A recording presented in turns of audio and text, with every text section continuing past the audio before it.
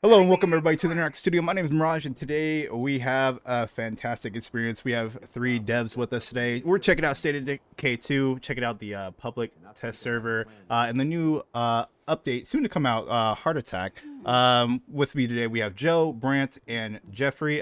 With you guys one by one, I guess starting from the top to bottom, kind of explain who you guys are and what we're going to be checking out today. Well, my name's Geoffrey. I'm a principal designer at Undead Labs, and I spent a lot of time as design director on State of Decay 2 before I moved on to other things. And so I was there when we were talking about sort of the inception of this update. But a lot of the details, you'll have to go to Brant or Joe below me. I'm Brant Fitzgerald, one of the co-creators of the franchise, and currently an art director on on this and another project.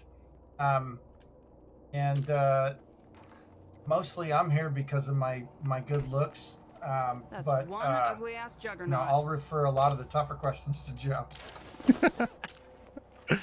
And Joe, you're the expert now. It's all on you. I'm Joe, and I'm going to be doing most of what you would consider like the meat and potatoes, and probably even most of the drinking of this meal as we go through today. Yeah, no, I'm a game designer. I work on at Undead Labs, and I've put a lot of time and effort along with my teammates into this Heart Attack update, and we're going to take a closer look at it today with you. You're already checking around the map, which is pretty awesome. Yeah, I see a lot of what we call sleeping plague hearts, I believe. Yeah, they're well, I love the little icon with the Z's above them. You can tell, like, just right from the beginning, you can tell that these are not awake. There might be something that goes on there, but like, these things just aren't quite aware of you as yet, Gotcha. And then once you wake them up from their dormant state, they will be awakened plague hearts, and they'll do all kinds of fun stuff for you. Joe, so let's actually talk about what the overall goal is here. Why are we doing something called Heart Attack? So the Heart Attack update, the big goal was to make sure that the plague was no longer a passive thing. So plague hearts previously, they're big, they're stinky, they make your map look ugly. But other than that, they didn't really do much unless you went and you poked at them. Now that part hasn't really changed, but once you poke them, now they start doing stuff that's going to really make you hurt. And so that's kind of what we're here to talk about today. Once they are awakened, the plague hearts will start sending out hordes to create new infestations, and those infestations will slowly be creeping their way across the map toward your base to eliminate all survivors. Joe, I kind of take exception to you calling them stinky. I think that they don't smell any worse than a random, garbage can in Queens. Or, your sock drawer. You know how my way to creep. You're welcome.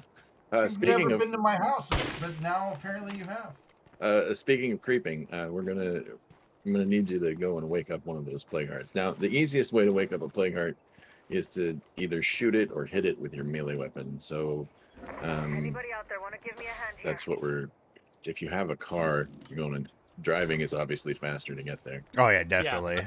I think I might have a... Go ahead, Jeff. Yeah, I was gonna say we asked our host to reset the map so we could see a brand new fresh map, what it looks like. If you jump into the game right after the update lands and you reset your map, or you travel to a new map with your community, or if you start with a brand new community from scratch, which are probably some of the best ways to sort of see this update in its best form.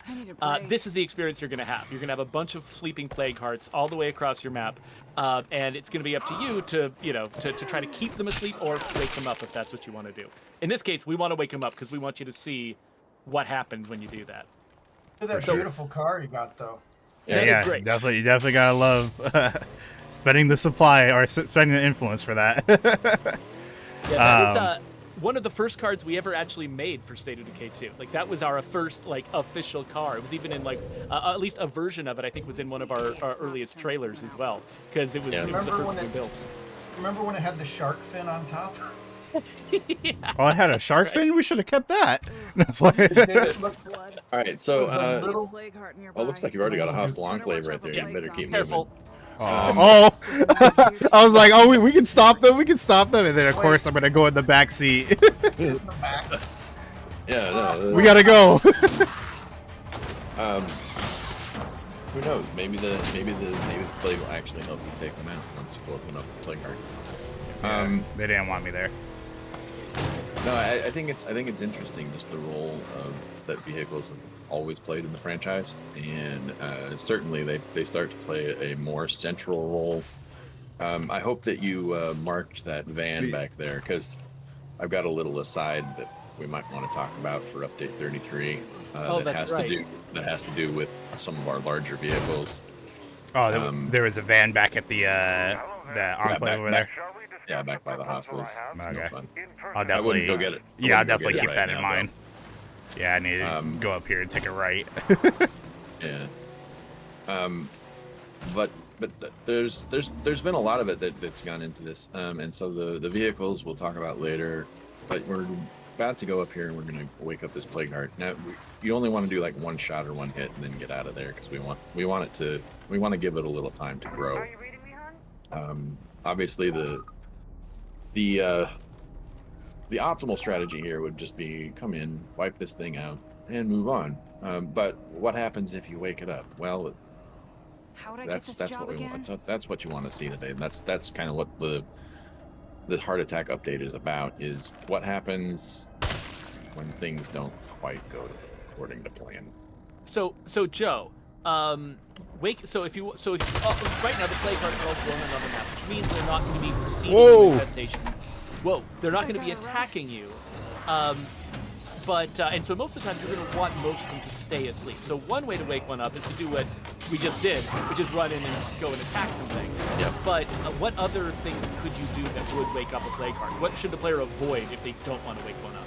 Okay, so what we did originally was it was based on a number of zombie kills within the plague territory, which you can kind of tell you're in when you're in the map. The little red spots on the mini map or on the main map, or if you're just driving through the world and you see those sort of particulates, the red particulates in the air.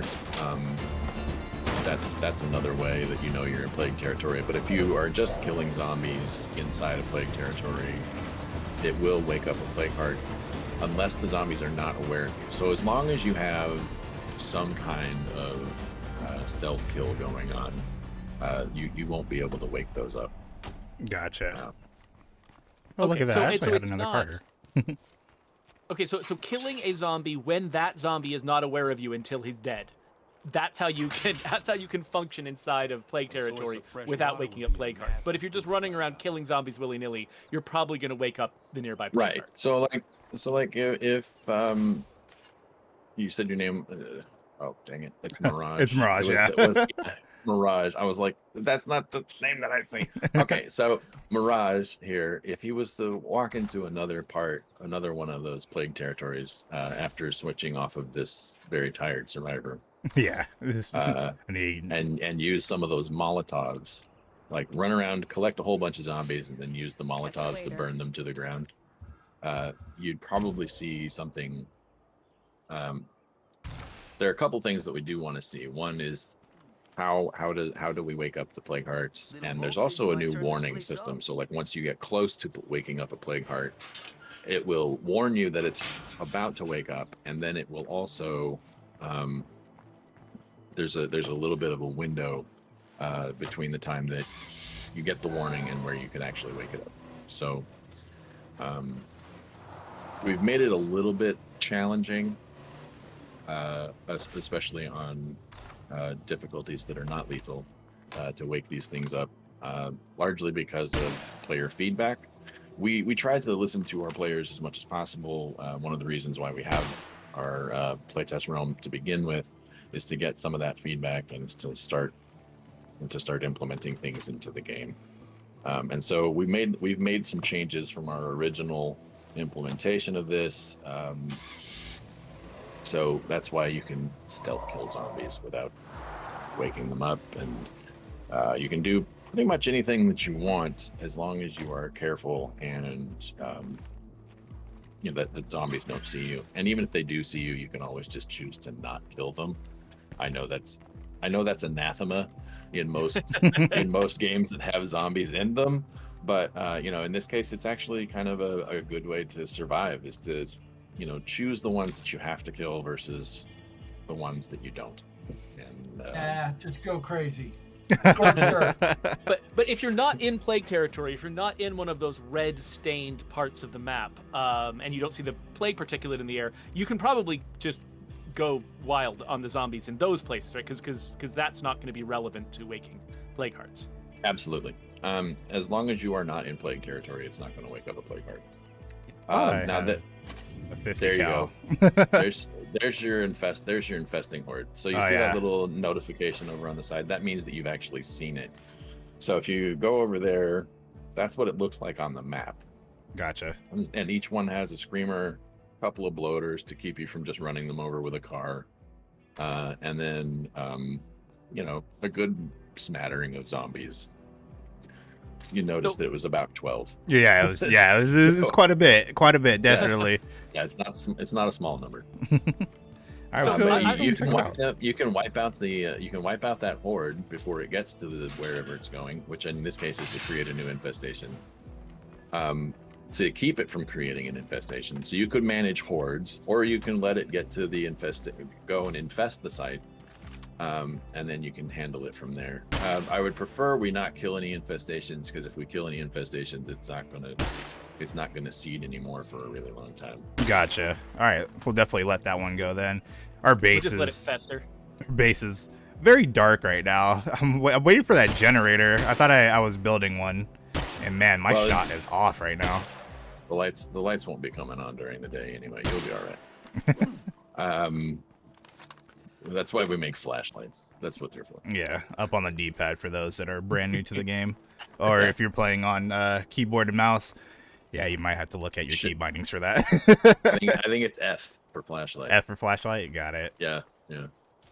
One thing I love about this feature, by the way, is that it's really kind of getting back to the roots of what I loved about State of Decay 1. So, of the three of us, Brant is the only one who actually worked on the original State of Decay 1. I was hired right afterwards, and Joe was hired towards the end of State of Decay 2. But one of the things I loved about State of Decay 1 was that it was an open world game where you had to play strategically on the map, because you could see hordes approaching. You could decide which places you wanted to make outposts, and sort of the strategic side of the map was an important part of the gameplay. Whereas in 2, it became a little bit more sort of loosey-goosey, wide open. It didn't matter as much where you placed your outposts, or where hordes went, or where infestations were, which gave us a little bit more freedom, but it was less interesting freedom. And so I love the fact that if you opened up the map, it's like you can actually look at that horde, you can see the direction it's going, you can plan ahead for for how you want to defend your base against encroaching hordes, and those encroaching hordes are actually what leads you to having sieges. And actually, yeah, maybe I'm getting ahead of ourselves a little bit. Or do you think that? Joe, that's perfect. I would highly suggest either claiming that food outpost you were just in, or maybe the medical outpost that was right next door. Yeah, actually, I was thinking about claiming this food. That way we can have some food supply going towards our base. Then I'll head over to that medic one too. Go ahead and go back to the supply locker there too. Okay. Yeah. While you're there, let's take a closer look at what Geoffrey's talking about. So this is how you start to take control of the map again. So go back to the initial screen. There you go. And then open Outpost. And then you see the tower there with the little... Yep. Outpost defenses. There you go. Yep. Outpost defenses. So if you open that up, you got a couple of choices. One is you can start putting up incendiary mines, and the other one is infestation bait. Now, what infestation bait is interesting because it works. One of the things that was introduced in State of Decay 2 as part of our Zed Hunter update were these consumables that were made out of plague samples, and one of those is a zombie, basically we call it zombait, and you throw it, and zombies are drawn to wherever it is that you threw it. Mm-hmm. Now, in this case, zombies are going to be now drawn towards your outpost. Got it. I mean, we So gotta make it fun, right? You may have just tried to draw the hordes into here to try to infest your outpost. So that might be bad, but it could be fun. It could Who be knows? fun. Yeah. So we'll see what happens. But now for a little while, zombies are going to try to infest your outpost there. Gotcha. Now, anytime you're Should we look at the map real quick and just sort of like visualize what's going on here? So there it is. It's coming. yeah, so you've got that horde that wants to infest a place, and now we can see it's coming straight towards that outpost. Yeah, and if you highlight the horde again, 12. it says it's headed to your right. It's headed to your outpost. Nice. So now we're gonna have to stop it. Got it. I don't know. Do you have the ability? Okay, on there you might want to turn on your bombs, the incendiary mines. It was grayed out, so I'm not sure what you need. Yeah, you let's might go be take a short look of at it. something. The point I was of about to say, drawing do them we want to stop the horde, or do we want to see what happens when it gets to the outpost? Well, I mean, we can Either- always see what either happens. one. We'll see what happens. Too close to my base. That's why. Okay, yeah. Well, that makes sense. So you can't put up incendiary mines, but you can try to take out the horde before it gets there. Or you can let it infest your outpost, and then we can talk about infestations. But like I said, I don't want to take out an infestation this early, so maybe let's talk about the horde for now. Yep, for sure. All right. I mean, the point of attracting them to your outpost is that you can control where they're going, right? Yeah. You're Yeah. Instead of letting the system try and figure out where it wants to go, you're much more able to enact a strategy for controlling these guys.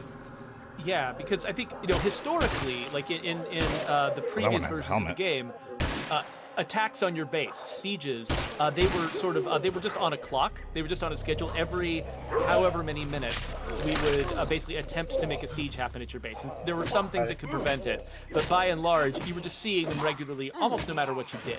And it was the severity of the siege is all you could really control by sort of reducing noise at your base. The one of the big advantages of Update 33 is the fact that now, instead of sieges being on a clock and just being inevitable, sieges happen when you let the infestations and the hordes get out of control and encroach on your base. And so this tool, correct me if I'm wrong, Joe, like this tool of being able to attract hordes to an outpost is also a way to keep those hordes from going to your base and sieging you. Or am I've been off the team for a little bit, so I might not fully understand. That is part of it, but there's also the infestation bait is a lot more powerful than we kind of let on. Anytime so if you go to the map really quick, Yep, and highlight that outpost, and you see the little dash circle around it, that's your scouting radius. And any infestations or hordes that are within your scouting radius of that are within the scouting radius of that outpost for the length of this buff will head to that outpost. So let's say you've got like a place that's just rife with infestations, like 2 or 3 different infestations, maybe even more, and you've got hordes coming through there all the time. You plant an outpost in there and you put up your infestation bait, all the infestations, all the hordes are going to empty out and they're going to go toward your outpost. Nice. And so it creates this moment where, like, if you want to, you can turn on those incendiary mines. You can just do kind of like what you did right there and just fight off the hordes. It gives you an opportunity to just kind of, it's a different strategy of like how you can clear out a section of the map and release some of the pressure that can be caused by having awakened plague hearts.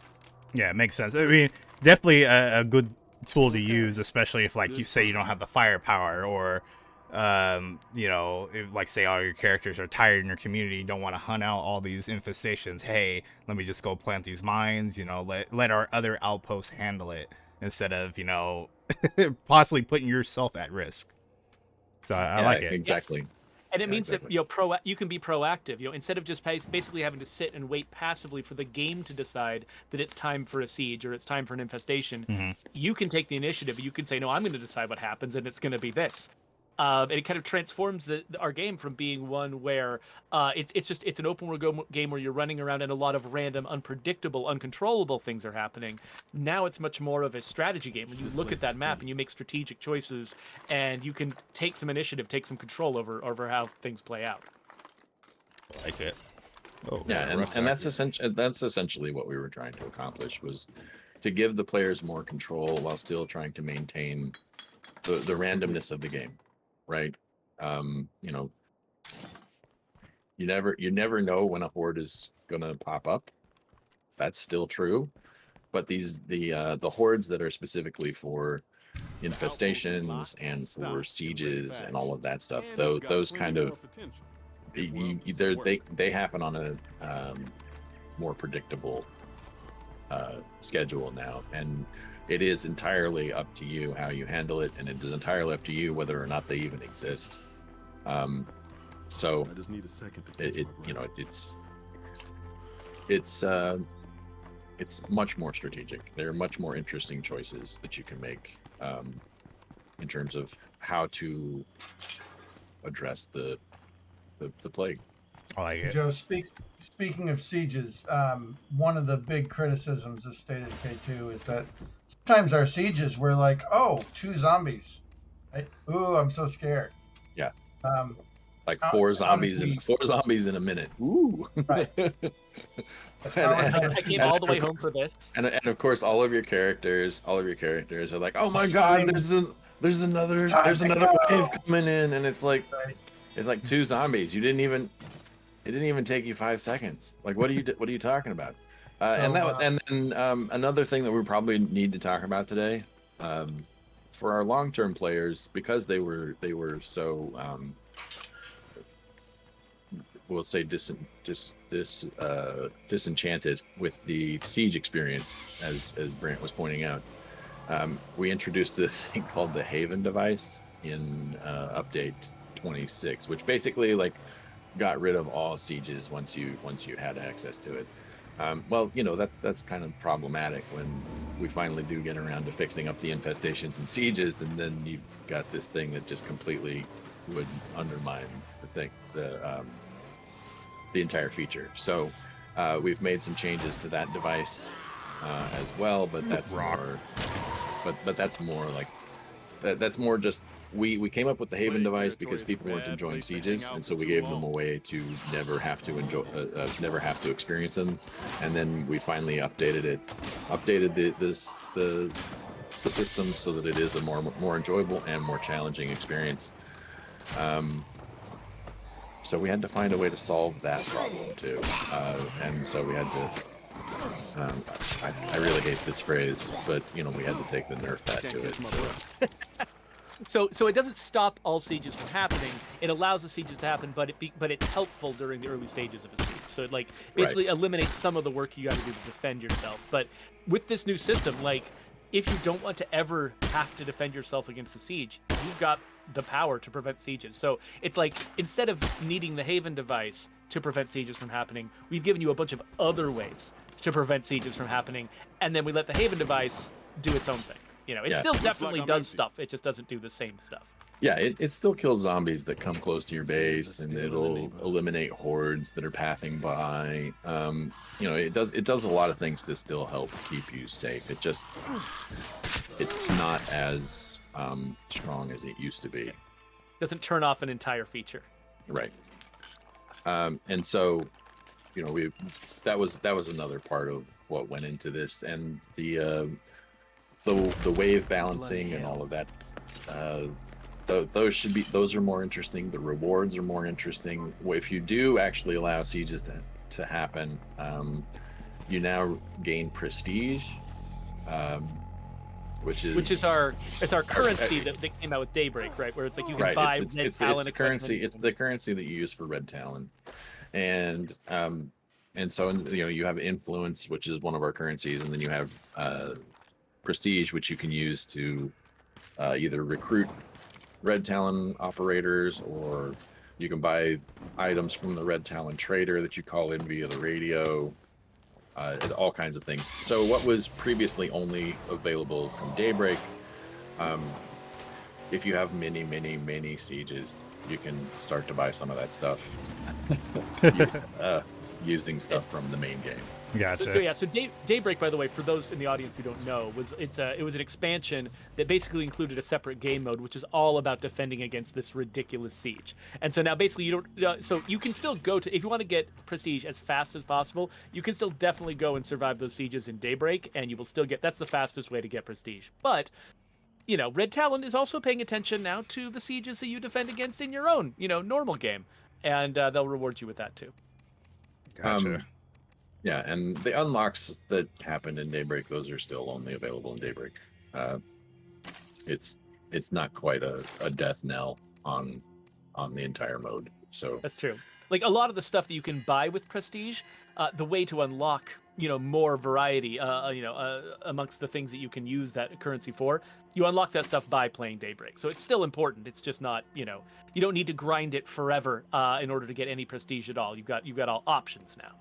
yeah. Players have been asking for that for a really long time. It's like one of the most common requests that people have always sent to me is, can I have another way to earn prestige? And I've always been putting them off. But you guys are finally doing it. It's really cool. Yeah. Mirage, can we go wake up a couple more plague hearts? Yeah, for sure. So- We'll mark so this one right here. things- Yeah. And then I might ask you to go grab, you don't have, how much influence do you have? 600, 500? Somewhere close to that. 624. Yeah.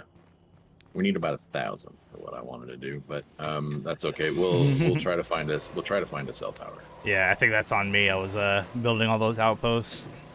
Can you go to the town that's in the center of this map? It is over here. Yeah, go to that. Go to the cell tower that's to the left. That one or above that one? That one. Okay, so head that direction. Should we wake up plague hearts along the way, or? Yeah, we can wake up any plague hearts along the way. That's all good. I mean, you could just drive around. Like if you're driving around all willy-nilly inside of plague territory and you're just running zombies over, you are going to wake up plague hearts as well. You might want to see if you can find some screamers. That's another way to wake up. That's of waking up plague hearts. Like if you make them scream, they'll help wake up the plague heart. Yeah. If you actually let them scream, it's bad. If you kill them before they scream, I don't think it's bad. I don't think it counts at all. I think we've made it so that killing screamers is kind of the main idea. One of your main defenses in battling the blood plague is to make sure that the screamers don't ever know where you're at, because they are the alarm system, right? Yeah. And now we've made them even more so the alarm system for the entire network. And so the finding the screamers, killing the screamers, it always was an important thing, because a screamer could, an ignored screamer could turn your life into a bit of a living hell.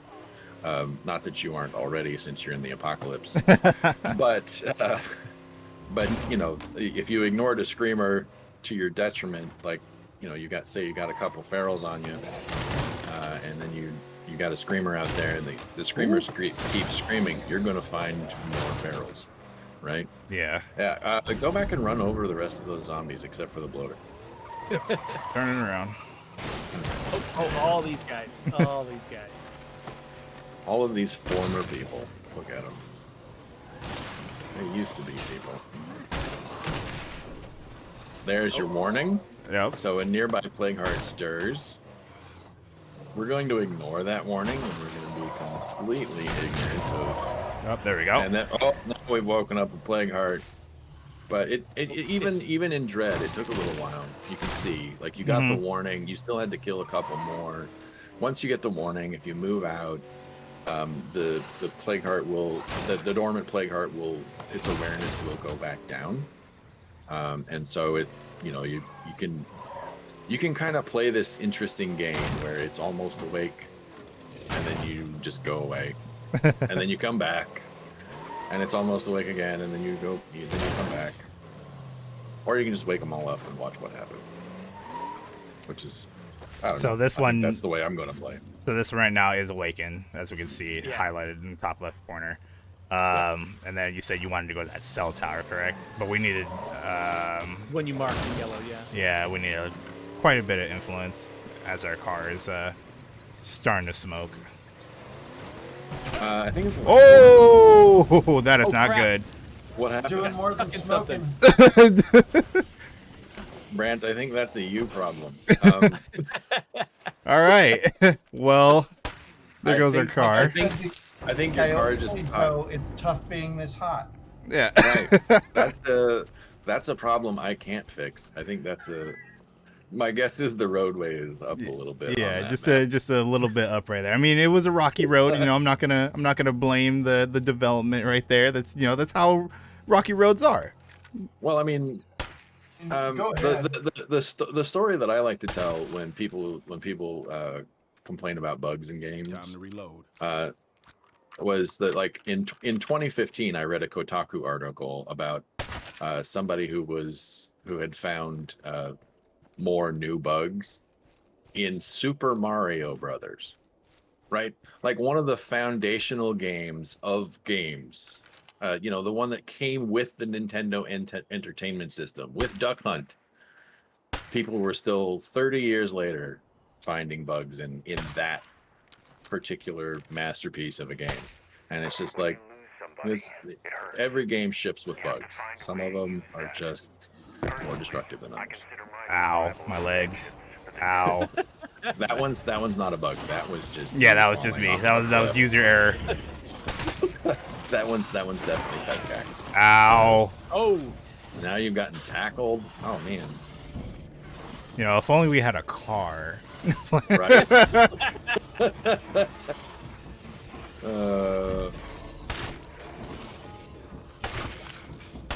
Or a repair kit. We can talk about that once you get up on the cell tower, though. Cell tower will keep Oh, I us didn't safe. reload. Cool.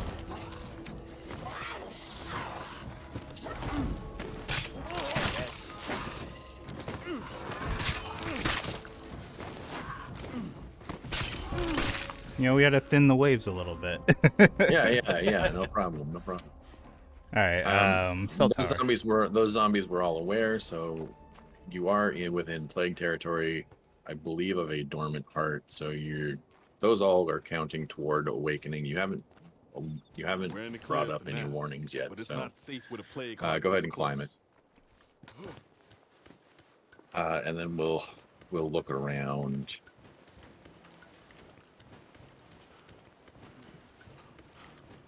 And this is mostly for people who've not played the game Slow before. down. But you know, from here you can survey. I would survey back toward the awakened plague heart, and then survey toward the dormant one. Just Yeah, get as there's a much out of use here for it. as you can.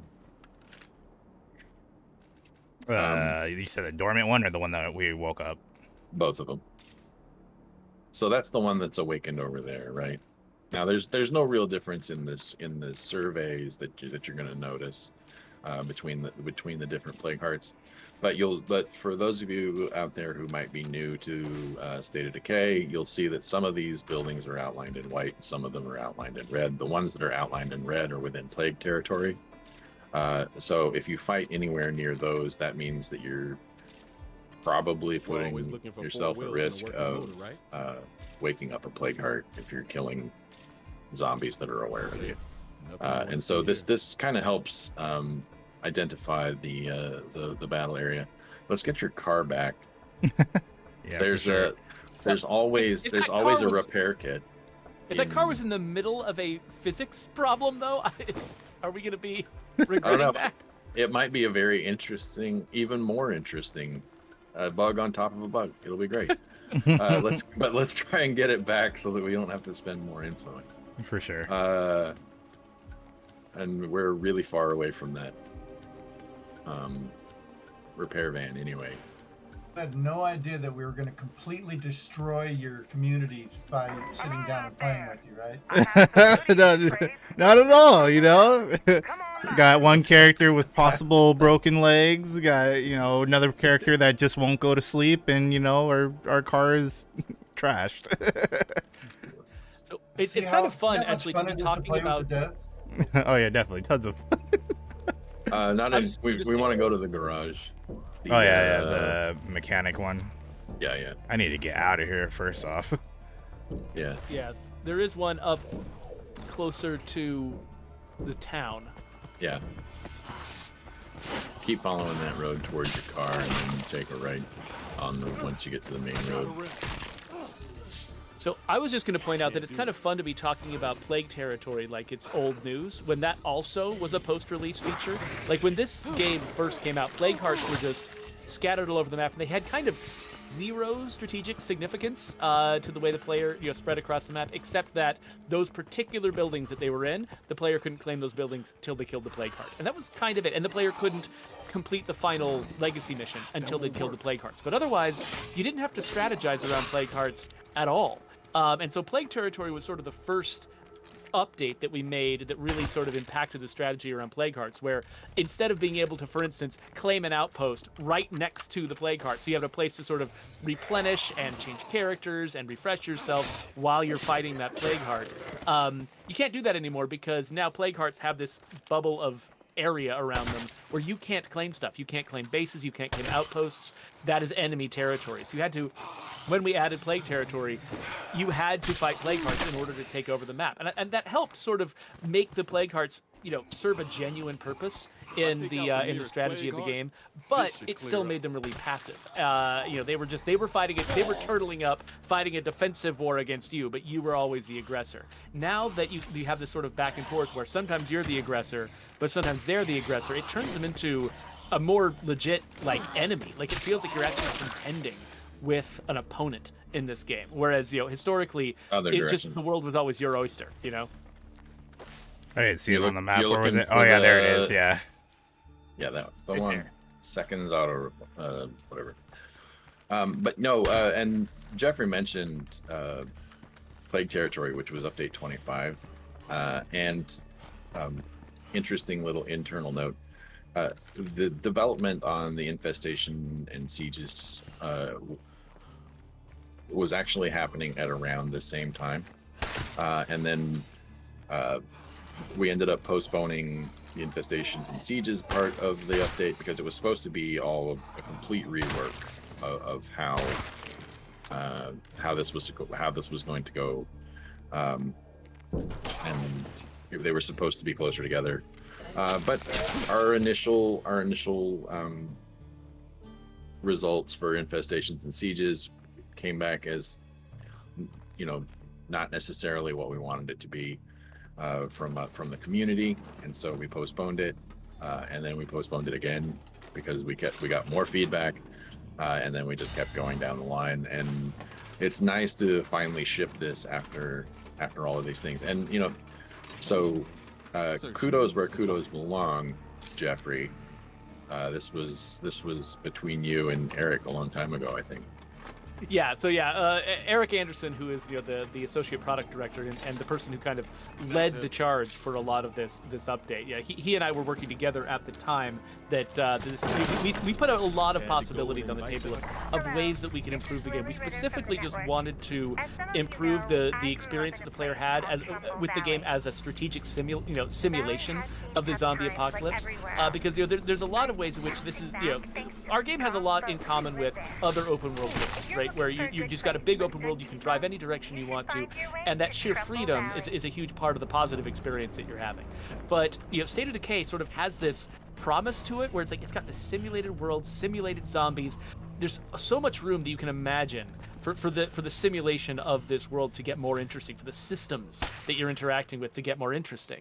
And so we had a lot of ideas on the table for different places, different parts of the game where there was room for improvement, where the player could sort of look at what the game is presenting to them and say, you've got, there's all these elements in this world, places where we could try to make those just intrinsically more interesting, more fun, have more back and forth where the player makes a decision and then the simulation pushes back and there's a consequence, and a natural consequence, and you learn from that consequence, you make a different decision next time.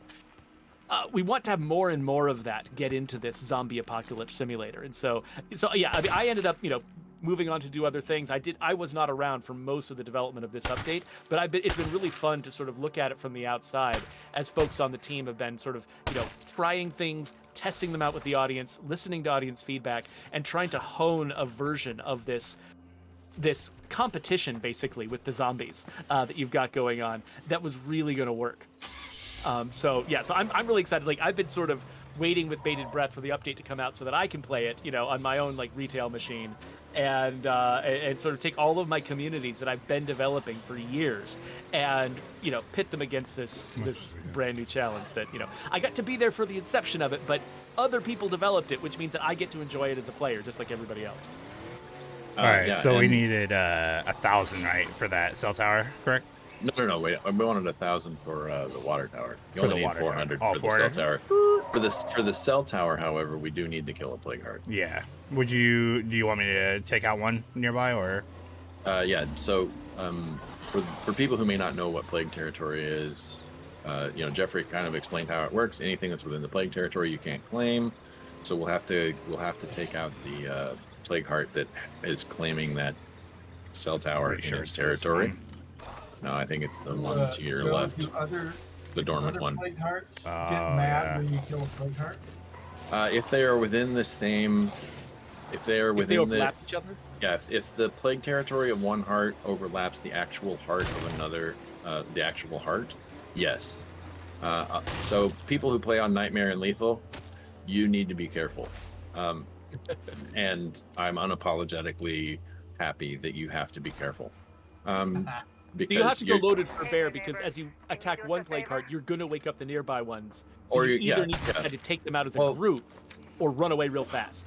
Well, I mean, in playtesting, here let me tell a quick story. So on a different map, let's say we go, if we use this map, let's say there were like 3 or 4 hearts that were in downtown Lowell here, right? Where you were just doing it. Let's say there were like 3 or 4 that were right there. I would probably wake up one and then kill all the dormant ones, one by one, before I ever did anything like that. Find the one that's going to wake up, and don't kill that one. leave it. We tried to encourage as much as we could a way to keep them alive. Keep some of them awake, but.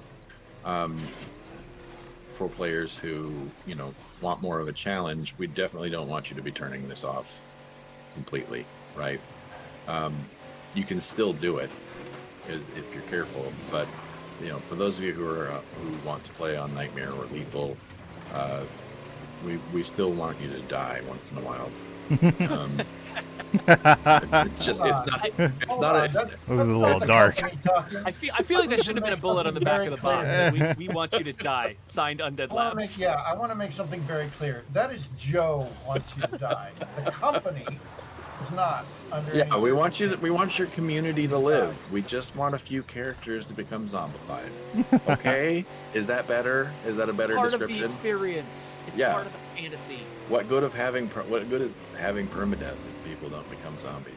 No, speaking of that, the first time I experienced actually having to kill somebody else besides a zombie in this game, actually I knew the person in real life that that character model was, and I messaged him right away, and I was like, "Yeah, I just killed you in the game. I'm sorry." I'm pretty sure I know. It was Ricard. Nice. Yeah. I've had to kill him several times, and I feel bad every single time. Well, and for people who may not know, we actually, Brant, how did we get the faces in the game? Maybe that's a cool thing to talk about here. Created a rudimentary face scanning setup, and then went around and got all of our friends to join the game. And then, there's even a handful of players out there, like fans of State of Decay 1, who got to come in and record their and scan their faces for State of Decay 2, which was a lot of fun. Yeah. Occasionally they'll come to fan events and I'll recognize them from the game and be like, "Holy crap!" Well, and then didn't you eventually end up having? You've told this story. I feel like I know it, but didn't you actually like eventually go out and ask some people like literally out in Pioneer Square if they wanted their faces in a video game? Yeah, and so that was the weirdest. That was when we got the weirdest reactions. Hey, would you like to be in a game? Yeah, that people were like, "What? You want us to go into a room with you to be in a video game?" And have some kind of Tron machine transport me into a video game? We ended up getting some very interesting people, including a police officer who then Arrested you. Wow. very important in Now I'm the- out of gas. Perfect Oh spot. yeah, I was noticing your fuel gauge. I should have said something. Yeah, I was gonna do something about it, but I was like, I'll make it to No. base in time.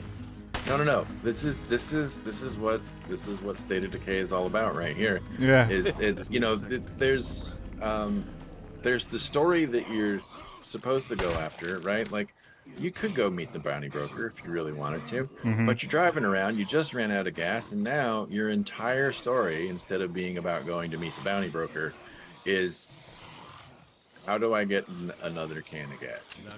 Right? Exactly. Exactly. How do I It's a fix? difference- How do I fix my car? and at that point, I didn't see what your survivor's name was. But, This is Stevie. At that Stevie, I point, think. at that point, you're telling Stevie's story, right? This is Stevie's story right now, and this is like Stevie comes limping home after being told to go wake up a plague heart in the middle of the map by some devious dev. Yeah. The way we talked about it a little bit while we were developing State of Decay 2 was the difference between like an authored story and a water cooler story. That, like most games, they've got both, right? They've got a story that the devs intentionally told, but usually you don't go tell your friends at work about the story of a game that you played. Usually what you're going to go tell your friends at work about is you're going to tell them a water cooler story, a weird thing that happened in the game that was surprised you, that was outside the norm. And we were thinking that, the way that we want State of Decay 2 to work is we want the story of the game to be the water cooler stories. It's like we have some stories that we've authored that can be peppered in here and there, but that's not really the story of the game. We want the story of the game to be all the weird stuff that you got up to in the zombie apocalypse, And for any game design students out there, it's called emergent storytelling. There you go. And or emergent narrative, depending on what you're talking about. But that's basically what State of Decay 2 is really about. Is this? It's more an emergent story of your community, your survivors, and so we've been really investing, especially with this update. We've been investing in creating opportunities for you to tell more of those kinds of stories with the game. And I can tell you right now, it gets pretty interesting. Oh, you got an infestation. Yay. Ooh. Oh, So right now, it's got a little one. get a little You wanna talk closer. about- Yeah. So You get a wanna little talk about what that closer means? there. On the map, not on. Oh, on the map. Yeah. Zoom in. Yeah. So on the map, you can see right now, it's got the only thing that we show you there is All right, the I freaks. gotta do it myself. The freaks that are in the infestation. At this point, it's only one screamer and one bloater. As time goes on, it's going to get higher, it's going to become higher in severity, which means it will have more freaks. You no longer have to kill any other regular zombies to clear an infestation. You don't even have to kill any of the other freaks, but you do have to kill the screamers. And so there are a couple of different ways that you can go about it. One is, you could still just go in and toss in a firebomb like a lot of people do, and burn the whole thing to the ground. Or, you could go a little more stealthy and just shoot the screamer. But there's another thing right there, Mirage, I don't want to get the words wrong, but it says I think it says non-screamer freaks. Yeah. Oh, non-screamer freak kills, give rewards. Mm-hmm. So anything that's not a screamer, that's a freak, i.e. in this case, it would be the bloater, it's going to drop loot. Only at an infestation, not random freaks. It's just specifically Right. at an infestation. Only at an infestation. And so you go and you clear the infestation in person, you kill the freaks, you're going to get special loot. But I don't know that we want to show that right now. Speaking of special zombies, Yes. Well, that's a special zombie, but not a. Unfortunately, not a freak. maybe the human that was inside that body was a bit of a freak. I mean, I don't know why you were going on your head. Bad day at the construction job, I guess. That might have been post-mortem. So we were I headed back. I went back to base because Stevie was a little bit injured. Of course, the gas didn't really help us out, but we were going to take out that dormant plague heart to get the cell tower. Correct. Right. For those that are just tuning in. And I had to get another car because our car was just completely destroyed. But if you would like to catch players up on that are just joining, what this update is, I believe it's called Heart Attack, and just a little bit of our journey so far in the last hour that we've been live. Yeah, sure, no problem. All right, so the Heart Attack update basically takes our infestations and sieges systems. And ties them directly to our plague hearts, which means basically we've created this network of that is controlled and mustered by the plague hearts. The player no longer can just kind of sit back and barrel. You got it. That was nice. That was good. You got it. The plague starts fighting back. You can be more careful, you can be more stealthy, try to keep the plague unaware, but you are eventually going to have to wake up some plague hearts, and basically then it's going to start creating infestations, which will then try to move towards your base and try to overwhelm you, not actually overwhelm you, with a siege. So it's almost like we've added like a light RTS layer to this open world action adventure game, where there's like this strategic game playing out on the higher level while you're running around in the world, playing the same game you've always played. Boy. Well, this might provide us a good opportunity. I'm not sure what all armaments you brought with you though. So okay, so the plague heart stirs. And you're killing aware zombies. This is gonna wake it up here. Looks like we got a bloater. Even if you were to drop one of those Molotovs at their feet, they're all aware of you, so they're gonna know. Oh, I'm tired. That's okay. You're out of stamina. And now you're tackled. Oh. Sorry, we got the car. Oh no! Oh, the skunks of the Zed world. I love that line, by the way. Yeah. Medic. Yeah, this ain't good. So, for players who don't know, that was a bloater. That was a stinky zombie that just exploded all over the car. I hope that was an official bloater, a sneaky bloater that shouldn't have been there.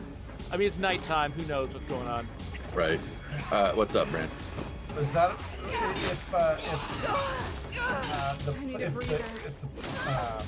what am I saying? If you die in the plague heart zone, does it get sleepy again and go back to sleep? No.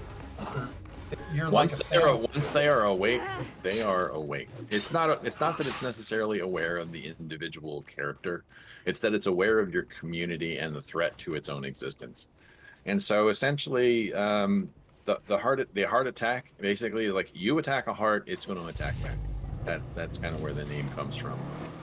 And I didn't attack back. Right. And anybody who's familiar with State of Decay, both games, it's not necessarily that you're playing any individual character. Your character is the community, right?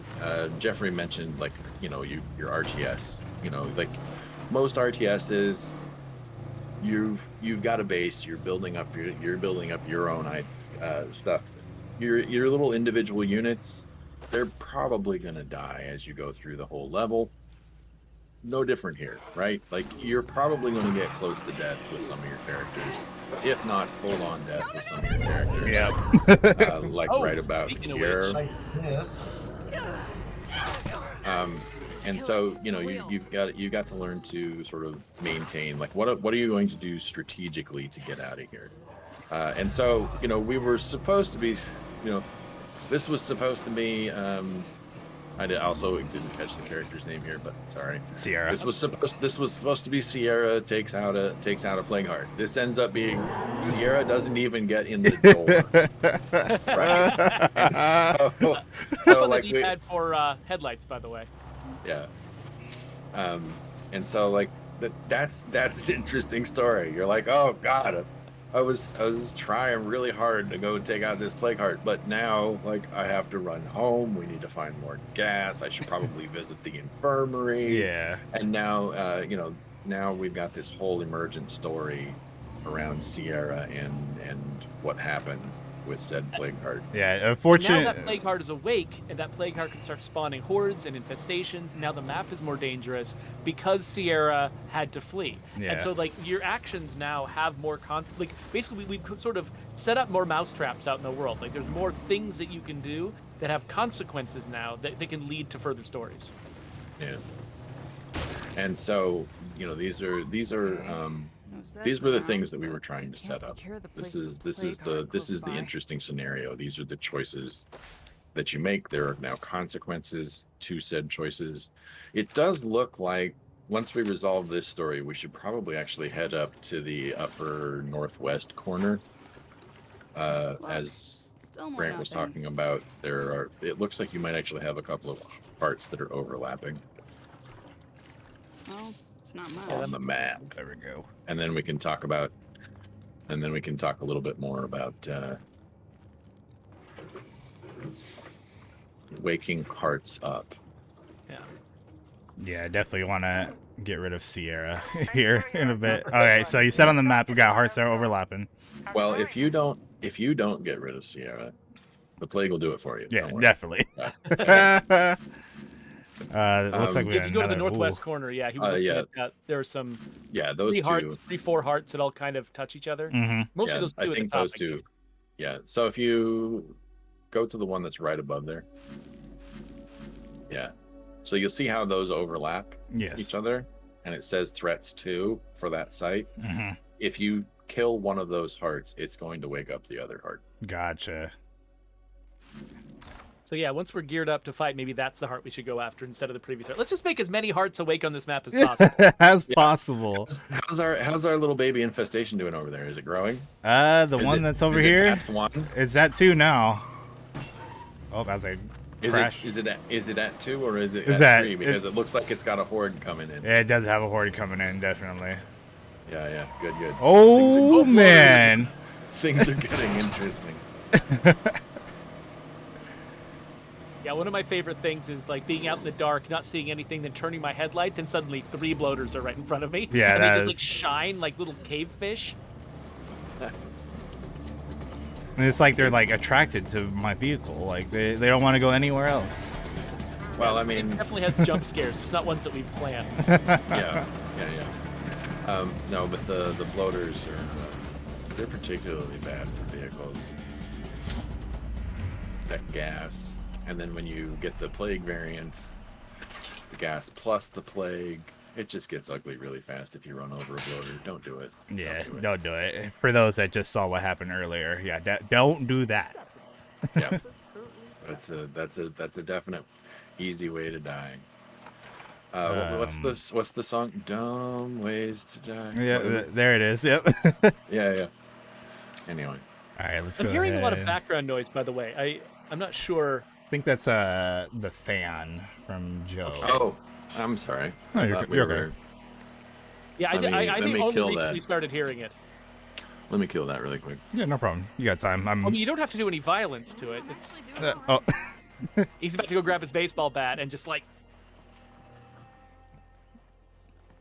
Can't tell if that was a fan or a generator. I would just say it's the in-game generator. You're causing a swarm, a horde to come through. All right, let's drop you off over here. Okay. Oh yeah, because of you. If you didn't crash the car earlier, you wouldn't be infected too. Oh man! All right, you know what? We're just gonna. Well, I mean, you've got the upgrade coming, right? So Yeah, I you'll have a do. second It's bed. almost You'll there. have a second bed soon. All right, let's go to our community real quick. Cho, I haven't played with Cho in a while. Ah, the doctor. Everybody loves the doctor. Yeah, I think Cho was my first one that I completed. Oh, and you went in with pathology? Oh, you are after my heart. Let's not get her killed. She's pretty. Yeah, she's very, very, very important. useful. Yeah, very important. That pathology skill gives everybody. I think that's why she's got the shotgun. Yeah, she stays here. Doesn't go anywhere else. Like your story is done. Yeah. Actually, you know what? Now that you mentioned that, your story, your chapter is already gonna come to a close. Yeah, no, your story is at home, right? So like Cho's story is I've got a shotgun and I heal people. That's her story. You know, it's a good story. An important story. Right. One that's not told. And if you go back to your, I think you're about to lose your outpost too. By the way, we might want to let that one happen. Screamer though. here. Yeah. Yeah. Oh, screamer. Yeah, I think it might be fun to see like what happens to an outpost when a horde gets to it. Yeah. But if we could check the map just to make sure that I saw what I think I saw. Is it still headed towards your outpost? This one's heading towards. Actually, it might be heading towards the outpost. Yeah, but there's another one over to your right. This one is heading to a new site. Interesting. So it's not going to your outpost. Oh, I bet that buff for your outpost is done. Yeah. Why don't you go ahead and turn on your whatchamadingy again? The bait. Yeah. So go to your base screen. Select your food outpost over there on the right. And then outpost options. And then you'll notice it says it only takes 2 plague samples. Mhm. That's because of your pathologist. Congratulations. Do more with that. And then did you activate it? I think so. I believe I did. Let's double check real quick. How do we check? Base screen and then Right there. on there. 14 minutes. Okay. Now they should all be headed to your. Now both of those hordes should be headed to your outpost. Gotcha. Were they inside the dotted line? They definitely were. Yeah. And you'll notice they are both. Those arrows are pointed straight at those outposts. Now you can highlight the hordes just to make sure that I'm right. Going to outposts and going to outposts. Excellent. Now you can. Okay. But you'll notice like the regular hordes don't do anything. They're not moving towards your outpost because they have nothing at all to do with the infestation system. They're there Ambient because hordes. they've always been there. And So I think we probably aren't going to have time to actually see this, but if they did, or actually, yeah, if we let them infest that one outpost, maybe they'll. At that point, will they become a siege infestation, Joe?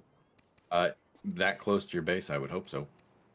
So basically, they keep the plague hearts keep trying to make infestations, and they specifically orient themselves towards your base, and they're trying to get closer and closer to your base. And when they get within a certain radius of your base, now they're siege infestations. When those infestations spawn hordes, that's what leads to a siege. Is that? Do I have that right? Kind of. Okay. Tell me what's it's right. more along the lines of when you have a siege site, there is always a threat that you will have a siege. Until the siege triggers, those siege sites will just sit there and continue Gotcha. to Okay. increase continue to increase in population and increase the threat to your base. The more severe your siege sites are, the more severe your siege is going to be. So if you got to a severity 3 siege site, you're going to have 3 waves of siege. You're gonna have a bad time. You're going to have a bad time. And what's going to happen is that siege site is going to feed out a siege horde every time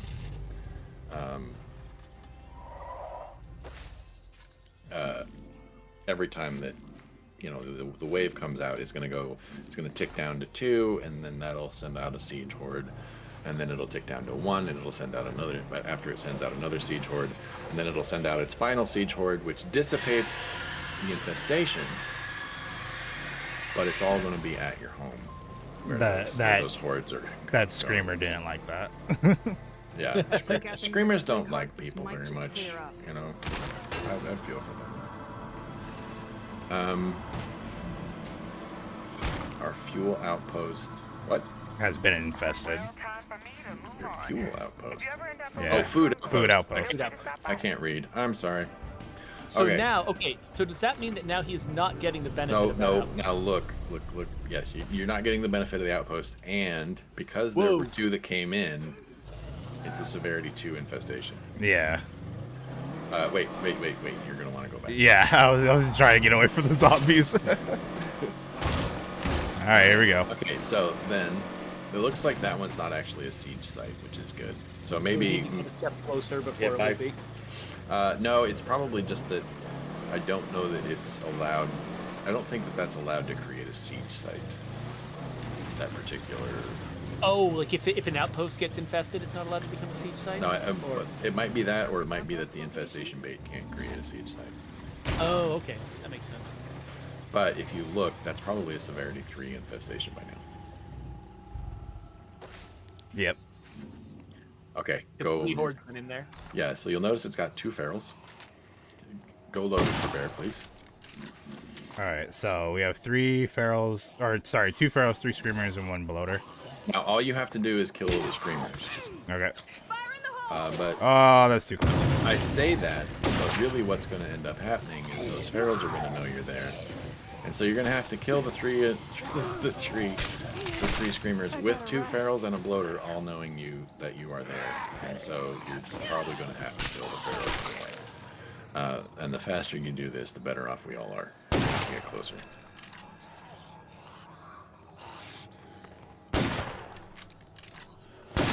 I'll have to do anything that Joe says. Oh, there's feral. See him running around down there. Does he not want to come up the hill? Probably not. He's probably headed back toward that infestation. I should reload. Oh, there he is. Oh crap! And you're still charging that rifle. Come on. Oh. All right. This is what the car is for. Car without a door is not as much of a protection against the feral. Oh, hit him in the wall! Hit him in the wall! Oh crap! Get out of there! Did the feral actually die? Yeah, I believe the feral died. Okay, so go back and try to find its body. Oh no, it did it! What? I thought it did. All Now, right. go back and look at that. Look at it. Just dropped something for you. All right. Let me The reset feral real gave you. quick. The feral gave you a present.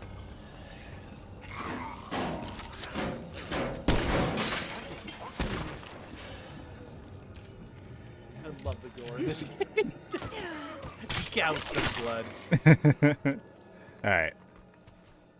Oh, nice. So, yeah, you get some bullets back.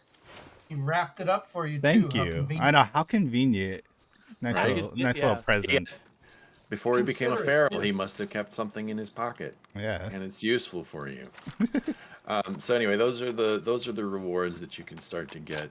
There should be another feral down there, and if you kill that one, it'll probably give you a better reward than that. Oh, you may not even have killed the correct feral. yet. Well,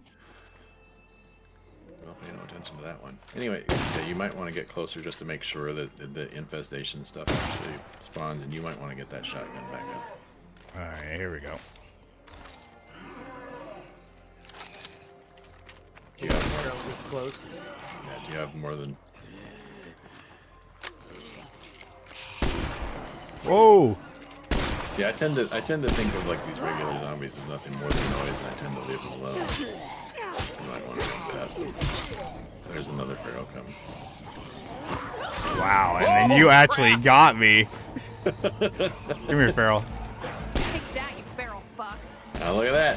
Oh, and you got. Looks That like one- you're dropping magic ammo because they're giving you whatever ammo you need for the gun you've got. Yep, that one gave you some shotgun ammo. Isn't that nice? That is very nice. Pure consideration. Isn't that lucky? Oh, screamer. We have a little thing in the game. So it'll drop that. Okay, what is it? What does the map say the infestation's at now? 3. 3, but no more ferals. Okay, so you killed the ferals. You didn't get any awesome loot, which seems odd. Got shotgun shells right when you needed them. I did. Well, and some, but super awesome loot. Anyway. Mirage, how much more time do we have to go over stuff? We got about another 21, so we definitely have the time. There's cool. another feral. Look at that. I was just thinking, at some point, we should probably do that whole thing you were planning with checking out the van. I thought yeah, make definitely. sure we get to that before we're done. And that's the one that's right next to the. Oh, the hostiles. Oh, wait, Yeah. yeah, that might be a little scary. All right. Where did everything from this infestation go? They're all Okay, in there. it's all inside. Yeah. Throw them.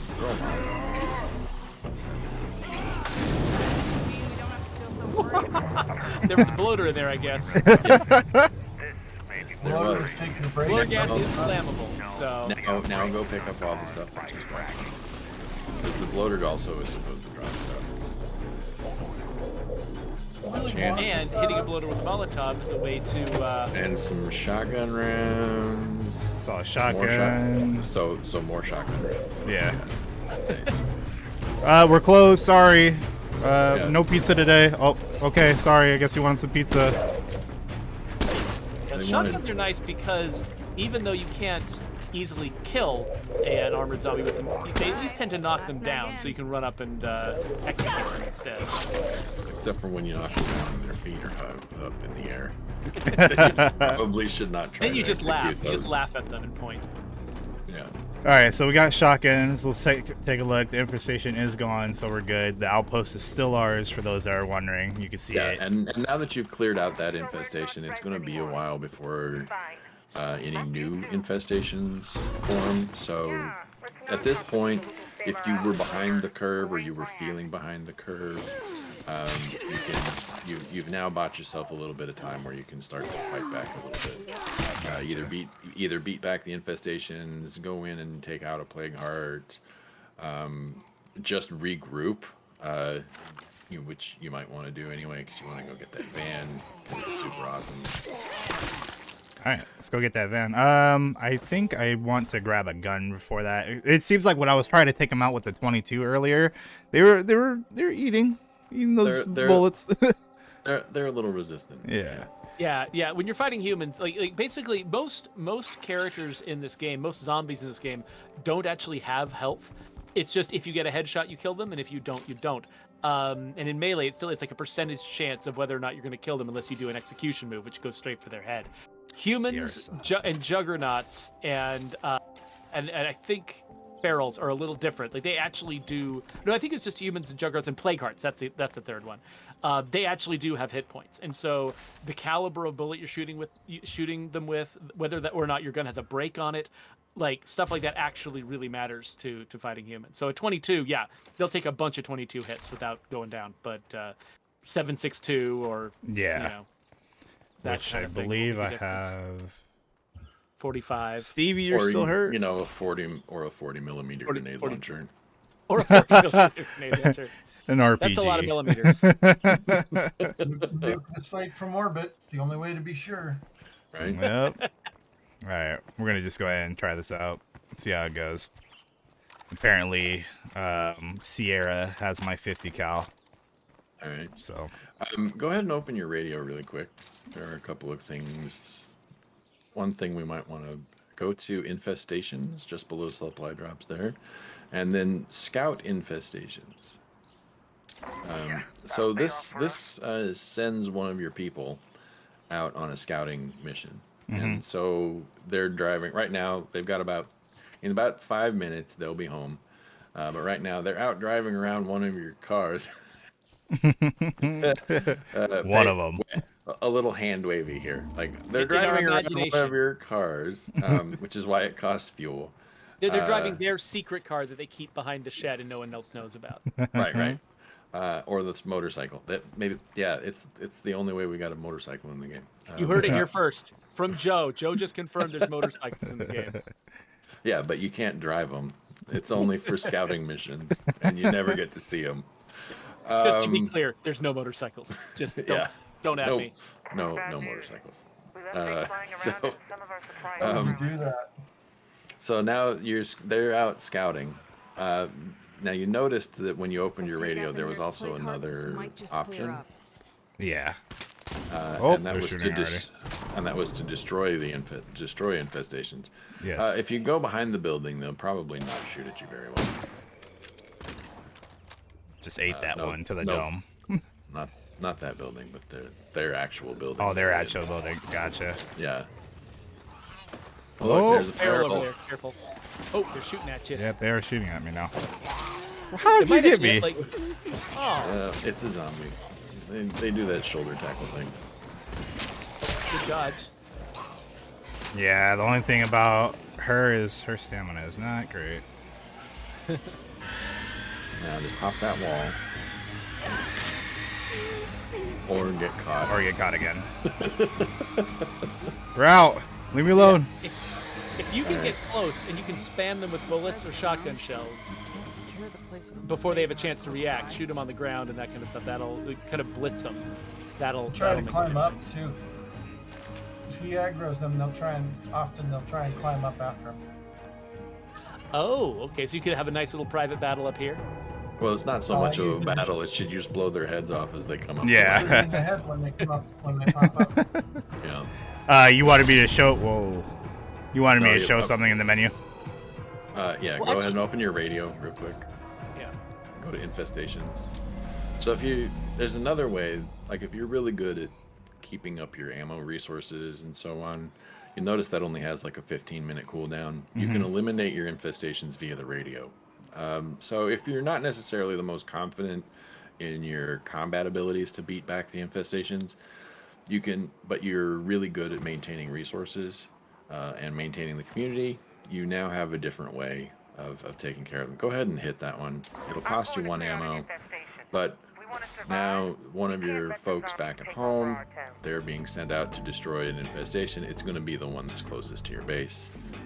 I think it'll And be that one, right? looks like it's, yeah. Unless there's one we don't know about, which it doesn't look like there is. There shouldn't be. Not Yeah. that close to your base. There it is. Boom. There we go. Ooh, That was fast. Done. Yeah, it's about a 2-minute timer. Nice. It doesn't take long at all.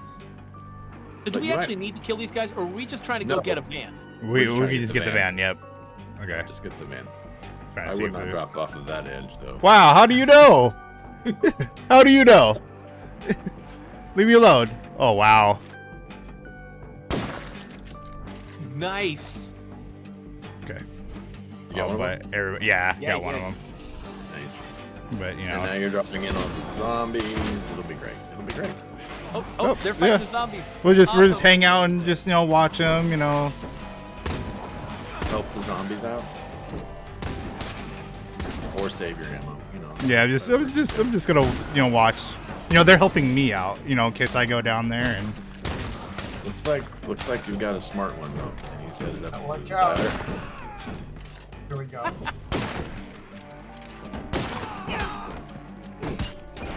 Then you can just beat him to death while he's on the ground. There you go. Oh, he's turned It's into gonna a... be funky chicken though, so watch out. Yeah. Oh, man. Yeah. I remember when Ian, the animator, showed us the reference footage that he got of somebody flipping out on the ground that he turned into that animation. I didn't really think that it was going to be able to, make it into the game, but it totally did.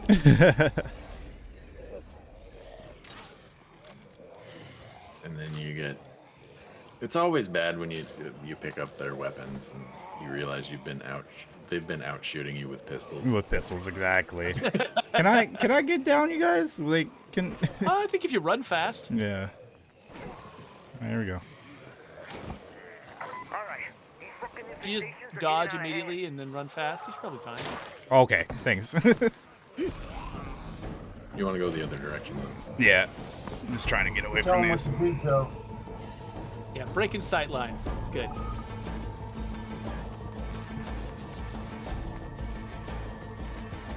So I never actually saw the van. Oh, there it is. Right here. Oh, looks like it's in good condition. Hope it has fuel. It doesn't. No. All right. But it does have repair kits in the back, almost always. Oh, yeah, that's It true. might have. Might a have fuel. gas in the back. Nope. Nope. It doesn't. But look, wait. Look at that. Go back. Normally a van maximum has like 8 slots. Wow, that's a Scroll lot of down. slots.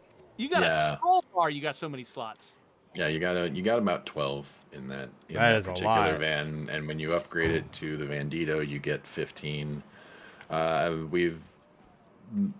It's been a pain point for players for a really long time that at most they can do like 2 or 3 buildings before they have to run home to base or create an outpost so that they can scavenge. And so the larger vehicles where it makes sense to have more My last one. more space, we've gone ahead and put more space in them. So the vans, the what are they? The Ramblers, those kinds of things. The trucks, they're all going to have increased trunk space.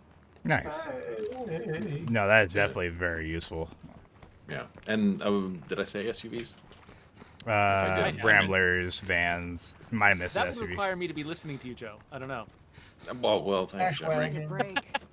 I mean, we all know that you like to talk more than you listen, so I really do. I really do.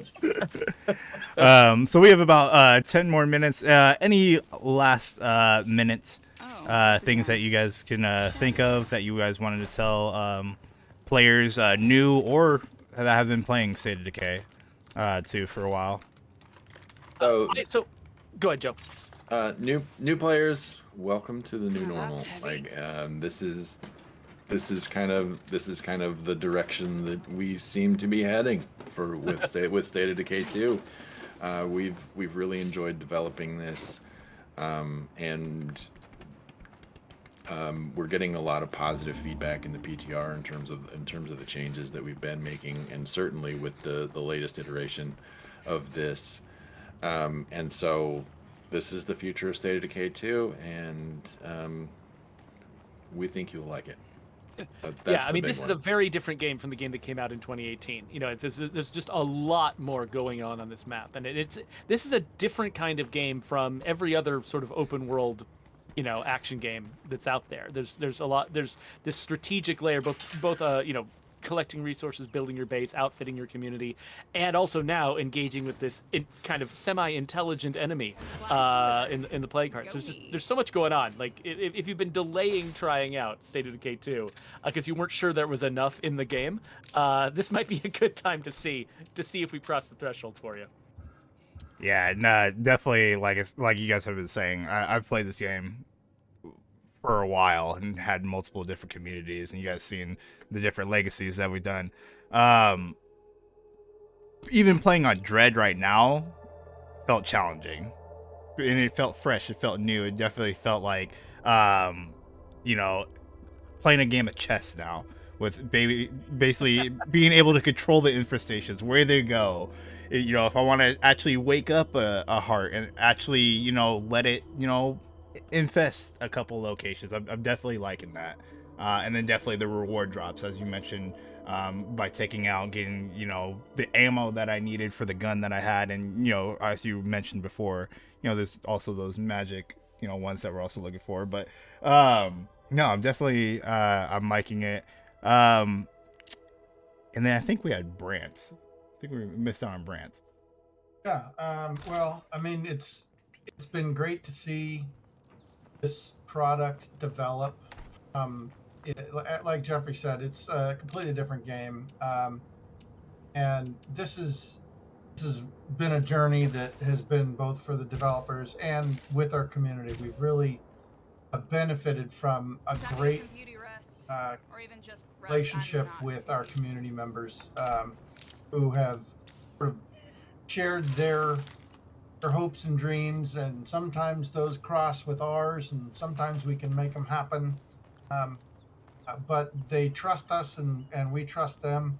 I think it's great that that we've taken the most amount of time ever to test this, because it's a really important update. It's one of those things that will extend the sort of long-term gameplay as well, allowing some of our best players to play around with new strategies and really test them a little bit. If they've stuck with us for 5 years in this game, and some of them have been with us longer, and we're really happy to be able to try to continue servicing this game, and adding content, and hoping that that everyone's happy with this sort of ongoing journey. This is almost like Star Trek. It's a 5-year mission.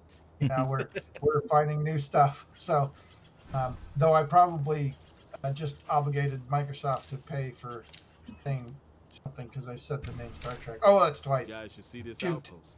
It's a thing Anyways, of We no, have but editing for that. I just want to say thanks, right? Thanks for being on this journey with us, because this has been the best 15 years of my career.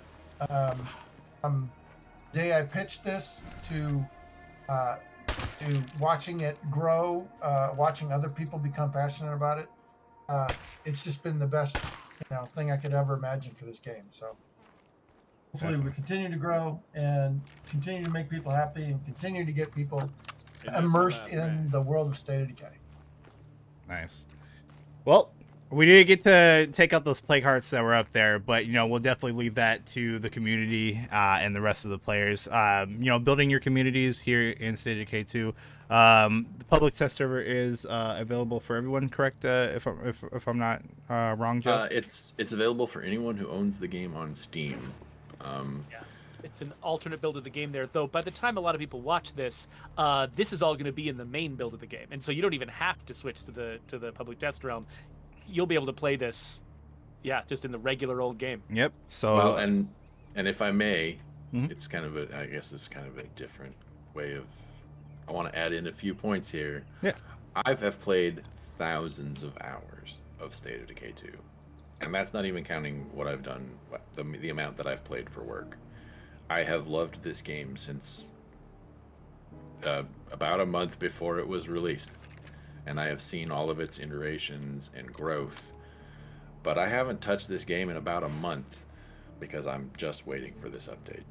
The Heart Attack update changes how this game will function for players. It changes how you interact with the world, while still also maintaining those moments of peace and quiet that some of our players have gotten used to over the years. And so, while there is a bunch of change, there's also still a bunch of this that's the heart and soul of State of Decay. And that's our real challenge as we continue to go forward and support this game, is to keep the heart and soul of State of Decay while making something that players can enjoy and really sink their teeth into and look forward to. Yep, definitely. All right, that's gonna do it for us today. Once again, pick up and play State of Decay. Sorry, I need water. I don't know why I haven't been drinking any water today. Shout out the blue cup we have here. It's water, I promise. Once again, pick up State of Decay 2 today. Check out the brand new update, Heart Attack. It's going to be a blast. Once again, I thank Joe, Brant, and Geoffrey. Once again, Joe, I was I swore that I wasn't gonna say the other name, but a little inside joke. Which other name? Geoffrey. Oh. Yeah. You have to say it with that weird British accent if you do it that way, though. Geoffrey! Or you just have to say it like you live in King's Landing, Gotcha. Yeah, that's who I want to remind people of, not Chaucer.